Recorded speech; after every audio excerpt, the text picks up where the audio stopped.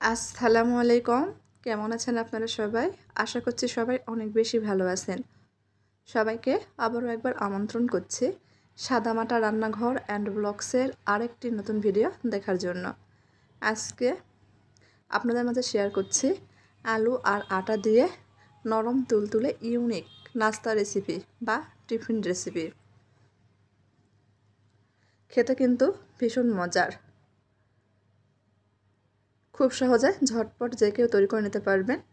ছোট থেকে বড় সবাই কিন্তু অনেক পছন্দ করবে, আবারও তৈরি করতে বলবে। তো চলেন দেখি কথা না বাড়িয়ে তৈরির পুরো প্রস্তুত প্রণালী আপনাদের মাঝে শেয়ার করি। এখানে একটা বোল নিয়েছি, বোলের মধ্যে আমি 4 কাপে মেপে 2 কাপ মতো আটা নিয়েছি। আটার মধ্যে স্বাদ মতো লবণ দিয়ে দিব আর 1 চামচ মতো ইস্ট দিয়ে দিব। শুকনো উপকরণ খুব ভালোভাবে মিশিয়ে নিচ্ছি। মিশানো হয়ে গেলে কুসুম গরম পানি অল্প অল্প করে দিয়ে ডো তৈরি করে নেব। ডো কিন্তু নরম করে তৈরি করে নিতে হবে, তবে আমি প্রথমে একবারে পানি দিয়ে নরম করছি না। এখানে আমি সেদ্ধ আলু ব্যবহার করব ডোয়ের মধ্যে, সেজন্য প্রথম অবস্থাতে একটু শক্ত করেই মেখে নিব।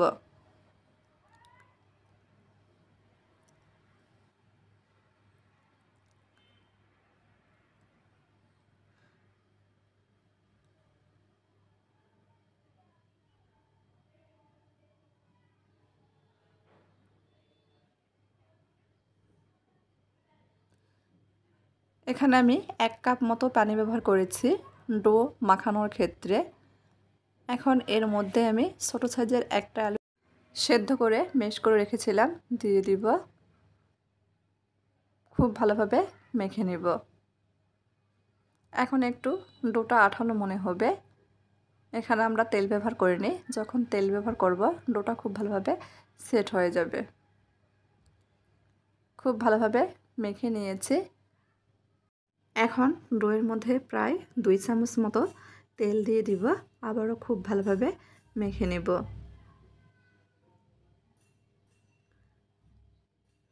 ডো তৈরি করার সময় এই আলু ব্যবহার করেছি, এতে করে নাস্তাগুলো কিন্তু অনেকটা নরম তুলতুলে হবে, খেতেও ভালো লাগবে। চাইলে আপনারা কিন্তু ডো তৈরি করার ক্ষেত্রে একটা ডিম ব্যবহার করতে পারেন, আমি ডিম ব্যবহার করিনি। খুব ভালোভাবে ডোটা তৈরি করে নিয়েছি, কিছুক্ষণ সময় নিয়ে মথে নিয়েছি। দেখেন কতটা নরম করে ডো তৈরি করে নিয়েছি।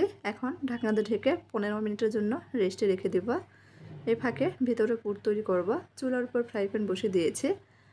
আবারও 1 চামচ মতো তেল দিয়ে দিব। তেলটা গরম হয়ে আসলে 1/2 চামচ মতো গোটা জিরা দিয়ে দিচ্ছি ফোড়নের জন্য। কয়েক সেকেন্ড ভেজে নিয়েছি। এখন এর মধ্যে মাঝারি সাইজের একটা পেঁয়াজ আমি এভাবে কুচি করে নিয়েছি দিয়ে দেব, আর 3টা মতো কাঁচামরিচ কুচি দিয়ে দিচ্ছি। কিছুক্ষণ নেড়েচেড়ে ভেজে নেব।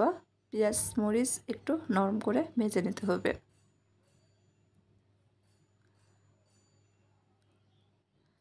পেঁয়াজ মরিচ নরম হয়ে আসলে এখানে আমি গুঁড়া মশলা ব্যবহার করছি।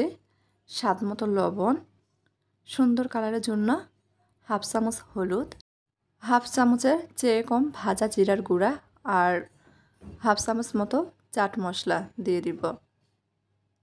পেঁয়াজ মরিচের সঙ্গে খুব ভালোভাবে নেড়েচেড়ে মিশিয়ে নিব। এর থেকে বাড়তি আর কোনো মশলা ব্যবহার করছি না।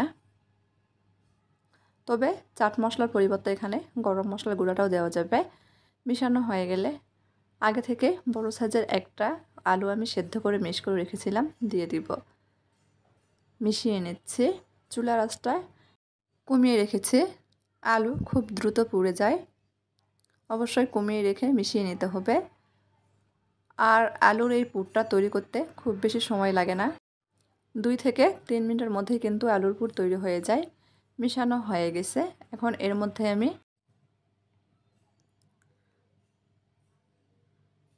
1/2 কাপের চেয়ে কম পরিমাণ ভাজা বাদাম, চীনাবাদাম আমি ভেজে আধা ভাঙ্গা করে নিয়েছি, সেটা দিয়ে দিব। বাদামটা দেওয়ার কারণে কিন্তু আলুর এর পুরের স্বাদটা অনেকটাই বেড়ে যাবে। যেহেতু বলেছি নতুন স্বাদের নাস্তা তৈরি করব, সেজন্য এখানে আমি বাদাম ব্যবহার করেছি। বাদাম দেওয়ার কারণে কিন্তু ছোট থেকে বড় সবাই অনেক পছন্দ করবে। খুব ভালোভাবে নেড়েচেড়ে মিশিয়ে নিয়েছি। মিশানো হয়ে গেলে এখানে আমি ধনিয়া পাতা দিয়ে দিব। ধনিয়া পাতা এখানে আমি প্রায় 2 টেবিল চামচ মতো দিয়ে দিয়েছি। নেড়েচেড়ে মিশিয়ে নিব। মিশানো হয়ে গেলে কিন্তু পুরটা একদম তৈরি। আপনারা চাইলে এই অবস্থাতে একটু টমেটো সস ব্যবহার করতে পারেন, সেক্ষেত্রে খেতে কিন্তু আরও ভালো লাগবে। আমি আজকে আর সস ব্যবহার করছি না। মিশানো হয়ে গেছে, চুলাটা বন্ধ করে দিব, উঠিয়ে নেব। উঠিয়ে আলুর এই পুর আমি ঠান্ডা করে নিব। এদিকে প্রায় 15 মিনিট পর ডোটা কিন্তু অনেকটাই ফুলে গিয়েছে। আমি আরও কিছুক্ষণ সময় নিয়ে ডোটা মথে নেব। আরও 2 থেকে 3 মিনিট সময় নিয়ে আমি ডোটা খুব ভালোভাবে মথে নিচ্ছি। মথে নেওয়া হয়ে গেলে ডোটা আমি কয়েকটা ভাগে ভাগ করে নেব। যেই কয়টা নাস্তা তৈরি করব সেই কয়টা নাস্তার জন্য রুটির বল তৈরি করে নিচ্ছি। এখানে আমি 6টা বল তৈরি করে নিয়েছি, তার মানে আমার 6টা নাস্তা হবে। একটা পিঁড়ি নিয়েছি, পিঁড়ির উপর সামান্য পরিমাণ আটা ছড়িয়ে দিব। একটা রুটির বল নিয়ে নেব। আমি বেলার জন্য বেলন ব্যবহার করছি না, হাত দিয়ে এভাবে আলতোভাবে চাপ দিলে কিন্তু মোটা সাইজের একটা রুটি বেলে নেওয়া যাবে। বেলে নিয়েছি হাত দিয়ে। মাঝখানে আগে থেকে তৈরি করে রাখা আলুর পুর দিয়ে দিব। তারপর চারপাশ থেকে এভাবে উঠিয়ে নিচ্ছি, মুখটা বন্ধ করে দিচ্ছি, আবার হাত দিয়ে চেপে চেপে বড় করে নিচ্ছি। আপনারা চাইলে হালকা হাতে বেলুন দিয়ে বেলে নিতে পারেন। আমি আর বেলার ঝামেলায় গেলাম না, হাত দিয়ে খুব সুন্দর বেলে নেওয়া যাচ্ছে। দেখেন, এভাবে একটা নাস্তা তৈরি করে নিয়েছি। আরও একটা তৈরি করে দেখিয়ে দিচ্ছি। আবারও একটা রুটির বল হাত দিয়ে বেলে নিয়েছি। মাঝখানে আগে থেকে তৈরি করে রাখা আলুর পুর দিয়ে দেব। চারপাশ থেকে রুটিটা এভাবে উঠিয়ে নিচ্ছি, মুখটা বন্ধ করে দিব। তারপর হাত দিয়ে চেপে চেপে পাতলা করে নিচ্ছি। এভাবে সবগুলো নাস্তায় তৈরি করে নেব।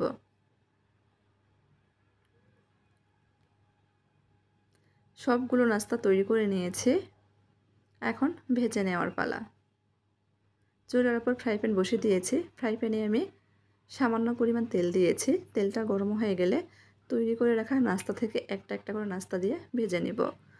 উপর থেকে একটু খুন্তির সাহায্যে তেল ছড়িয়ে দিচ্ছি, এতে করে নাস্তাগুলো অনেকটাই ফুলে উঠবে। একেবারে ফুলকো ফুলকো নাস্তা, নরম তুলতুলে, পুরে ভরা। একটু অন্যরকমভাবে তৈরি করেছি, খেতেও কিন্তু ভীষণ ভালো হয়েছিল। আমি কয়েকবার উল্টিয়ে পাল্টিয়ে নাস্তাগুলো ভেজে নিচ্ছি। দেখেন কতটা ফুলেছে, মাশাল্লাহ। আপনারা যদি ডুবো তেলে নাস্তাগুলো ভেজে নিন সেক্ষেত্রে কিন্তু আরও ফুলবে, ফুলে একেবারে ফুটবলের মতো হয়ে যাবে। একটা নাস্তা বা টিফিন রেসিপি আমি ভেজে নিয়েছি, উঠিয়ে নেব। আরও একটা ভেজে আপনাদের দেখিয়ে দিচ্ছি। সবগুলো নাস্তায় কিন্তু এরকম ফুলবে। ঘরে যদি আটা আর আলু থাকে তাহলে ঝটপট খুবই কম সময় এই নাস্তা বা টিফিন রেসিপিটা তৈরি করে নিতে পারেন। আবারও বলছি, সবাই কিন্তু অনেক পছন্দ করবে। আমার আজকের এই রেসিপিটি আপনাদের কাছে কেমন লেগেছে অবশ্যই কমেন্ট করে জানাবেন। যদি আপনাদের কাছে একটু ভালো লেগে থাকে দয়া করে সবাই চ্যানেলটিকে সাবস্ক্রাইব করবেন, লাইক কমেন্ট শেয়ার করে নিয়মিত চ্যানেলের পাশেই থাকবেন। আমি সবগুলো নাস্তায় ভেজে নিয়েছি। দেখেন মাশাল্লাহ, দেখতে কতটা লোভনীয় হয়েছে। এখন একটু দেখিয়ে দিচ্ছি, দেখেন নাস্তাগুলো কতটা নরম তুলতুলে আর ফুলকো ফুলকো হয়েছে। দেখেন কতটা নরম আর ফুলকো ফুলকো, ভাঁজ করে ছেড়ে দিলে কিন্তু আবার আগের মতো হয়ে যাচ্ছে। এখন একটা নাস্তা ছিঁড়ে দেখাচ্ছি ভিতরে কীরকম হয়েছে। তো আজকের মতো এই পর্যন্তই। সবাই ভালোবেসে আমার পাশেই থাকবেন। আল্লাহ হাফেজ।